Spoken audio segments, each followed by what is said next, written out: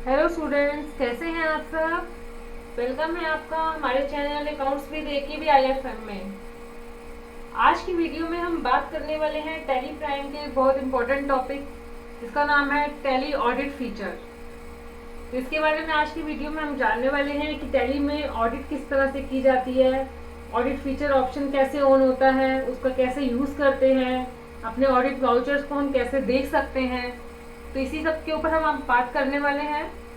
इससे पहले अगर आपने अभी तक हमारे चैनल को सब्सक्राइब नहीं किया तो चैनल को सब्सक्राइब कीजिए, अपने नोटिफिकेशन को ऑन कीजिए ताकि आपको नए नए वीडियो देखने को मिले और आपको नॉलेज मिलती रहे कि किस तरह से आपको जानकारी मिले टैली की और टैक्सेशन पार्ट की। तो चलिए शुरू करते हैं वीडियो में। टॉपिक है हमारा टैली ऑडिट फीचर। तो टैली ऑडिट फीचर किस तरह से यूज़ करते हैं, ये टैली प्राइम में हमारी कंपनी खुली हुई है। टैली ऑडिट फीचर यूज़ करने के लिए सबसे पहला काम हमारी कंपनी में पासवर्ड होना ज़रूरी है। जो भी आप कंपनी क्रिएट करते हैं टैली में, अगर उसमें आपने सिक्योरिटी कंट्रोल नहीं डाला हुआ तो टैली ऑडिट फीचर का जो ऑप्शन है उसका जो ऑप्शन है आपका इनेबल नहीं होगा। तो इसके लिए सबसे पहले हम क्या करेंगे, यहाँ से ये कंपनी मेरी खुली हुई है, अगर पासवर्ड हमने नहीं डाला तो Alt K करके ऑल्टर में जाएंगे। ऑल्टर में जाने के बाद देखिए यहाँ पे कहीं भी टैली ऑडिट फीचर नहीं आ रहा। वो इसलिए नहीं आ रहा है क्योंकि हमने इसमें पासवर्ड नहीं डाला हुआ। तो यहाँ पे भी मैं इसके लिए पासवर्ड को, सिक्योरिटी को जो है ऑप्शन को यस करती हूँ। यस करने के बाद ये हमसे यूज़र नेम और पासवर्ड मांग रहे हैं। यहाँ पे मैंने यूज़र नेम और पासवर्ड दे दिया। पासवर्ड देने के बाद देखिए हमारे पास ऑप्शन आ गया इनेबल टैली ऑडिट फीचर। तो अब इस ऑप्शन को हम यहाँ पे यस कर देंगे। ठीक है, यहाँ से हमने इसको यस कर दिया और यस करके हमने इसको सेव कर दिया।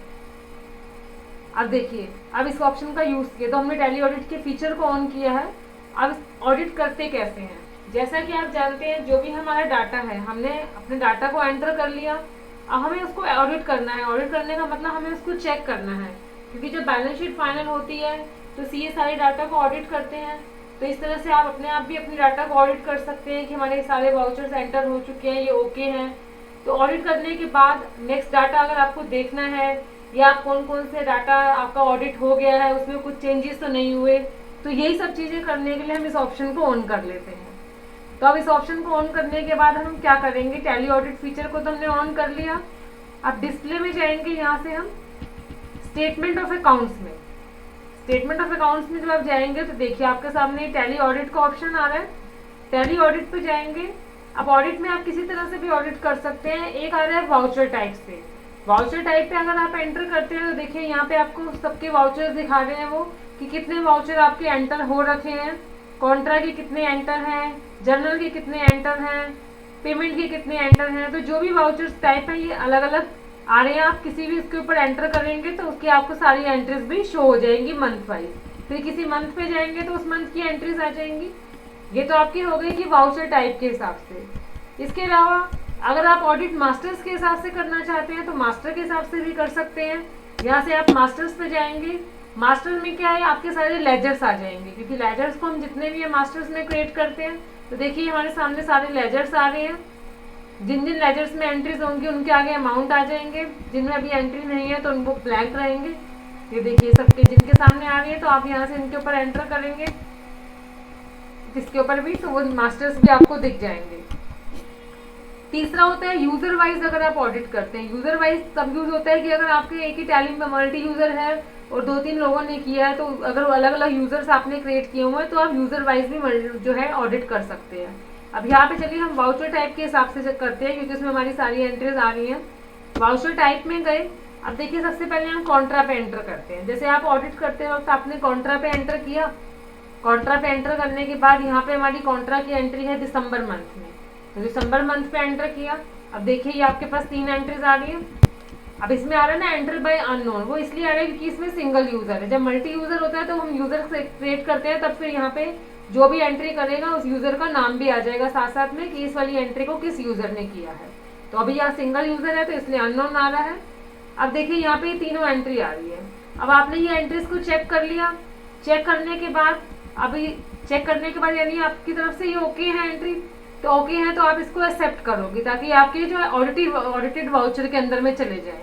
अब एक्सेप्ट करने के लिए देखिए यहाँ पे है ऑल्ट आर, मैंने इस एंट्री पे ऑल्ट आर किया, ये एंट्री हट गई यहाँ से। नेक्स्ट एंट्री मेरी ओके है, इसको भी मैंने ऑल्ट आर कर दिया।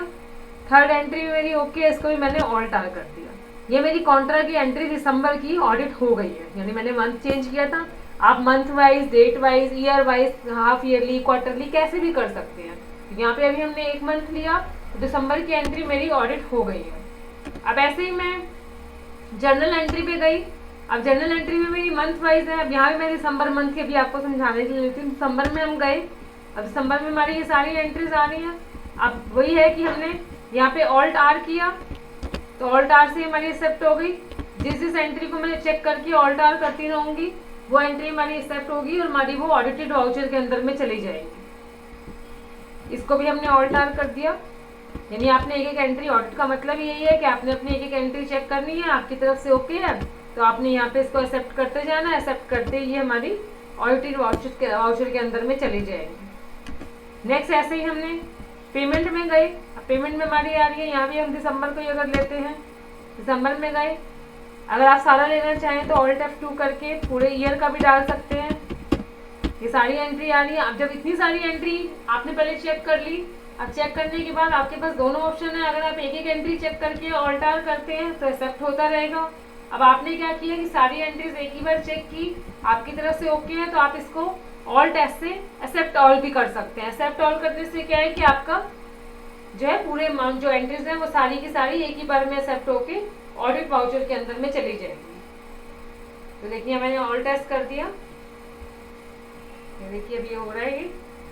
इसमें क्या होगा कि आपका ये जो है पूरी एंट्री एक ही बार में एक्सेप्ट ऑल हो जाएंगी और ये ऑडिट वाउचर के अंदर में चली जाएंगी। देखिए हो गई है। अब ये सारी एंट्री जो है हमारी ऑडिट हो गई है। अभी यहाँ से यानी मैंने जो है उसकी कॉन्ट्रा की ली है, पेमेंट की ली है। अब यहाँ पे ऐसी इसी तरह से हम जर्नल एंट्री भी कर लेते हैं, इसको भी हम एक्सेप्ट ऑल कर लेते हैं ऑल्ट एस से, ये भी एक्सेप्ट हो गई। इसके बाद हम यहाँ से परचेज में गए, परचेज की एंट्री को भी हमने कर लिया।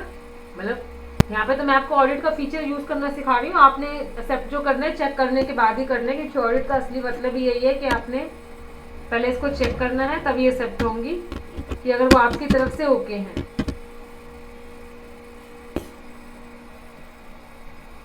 यहाँ से इसको भी हमने एक्सेप्ट कर लिया। ये हमारी सेल्स की एंट्रीज हैं, हमने सेल्स की एंट्रीज को भी एक्सेप्ट करके ऑडिट कर लिया।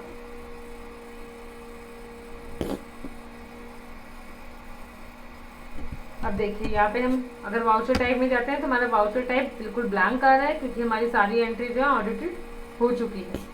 अब देखिए दूसरी सबसे जरूरी चीज वो क्या है, आपने ऑडिट कर लिया, अगर कोई आपके एब्सेंस में या वैसे कोई और एंट्री करता है या अगर आपसे कोई एंट्री डिलीट हो जाती है तो उससे इस केस में क्या इफेक्ट पड़ेगा। जैसे हम यहाँ से जाते हैं, सपोज करो हम यहाँ पे पेमेंट की एंट्री पे गए, यहाँ पे मैंने एक एंट्री है पेमेंट की, कोई भी चेंज कर देती हूँ, आपको करके दिखाती हूँ। जैसे ये हमारी एंट्री है कि हमने ABC इंडस्ट्री को पेमेंट किए 25,000 की, ठीक है। अब यहाँ पे मैं इसको जो है 15,000 कर देती हूँ, ये मैंने अल्टर कर लिया।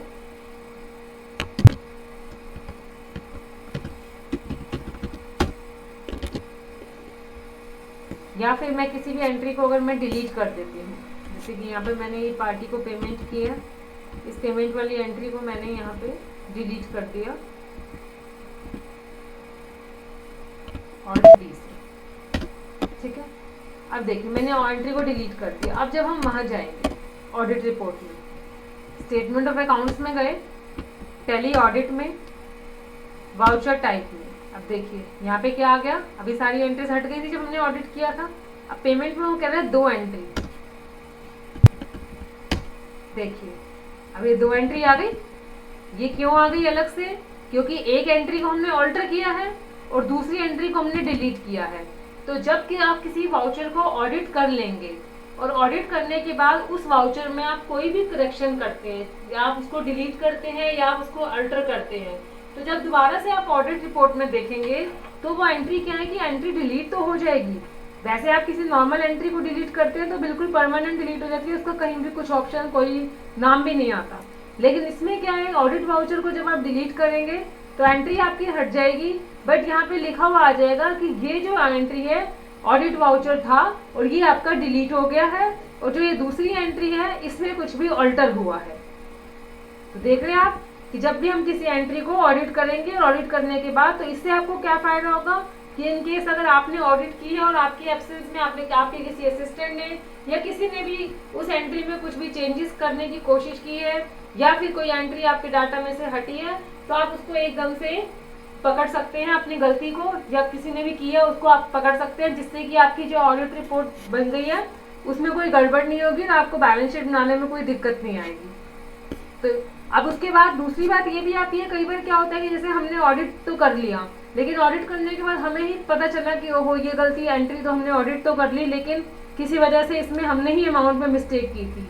तो उस केस में आप क्या करेंगे, जैसे यही एंट्री अगर हम लें, इस एंट्री का अमाउंट हमने चेंज किया था, तो अगर ये जेन्युइनली हमने चेंज किया है तो उस केस में फिर आप क्या करेंगे, अब यहाँ से इसको आप दोबारा एक्सेप्ट कर लेंगे। तो एक्सेप्ट करने के बाद ये एंट्री यहाँ से आपकी हट जाएगी, हट जाने के बाद ये आपकी ऑडिट वाउचर के अंदर में ही चली जाएगी। यानी दोनों ऑप्शन है कि आप टैली में ऑडिट फीचर का यूज़ करेंगे, आप अपने वाउचर्स को ऑडिट करेंगे, ऑडिट करने के बाद अगर आपका कोई वाउचर डिलीट होता है या कोई ऑल्टर होता है तो वो आप दोबारा से जब ऑडिट रिपोर्ट देखते हैं तो उसके अंदर में आ जाएगा।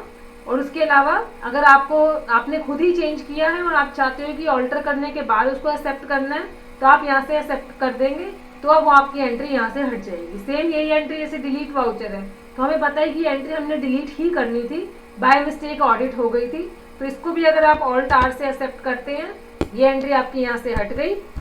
अब दोबारा जब हम यहाँ पे जाते हैं डिस्प्ले में, स्टेटमेंट ऑफ अकाउंट्स में, टैली ऑडिट में, वाउचर टाइप में, अब देखिए यहाँ पे कोई भी एंट्री नहीं आ रही क्योंकि हमारी सारी एंट्री ऑडिट हो चुकी है। तो अब आपको इस फीचर के बारे में पता चल गया होगा कि इस फीचर का किस तरह से यूज़ करते हैं। तो आप इस फीचर का यूज़ करना है जिससे कि आपकी भी सारी एंट्रीज ऑडिट हो जाएंगी।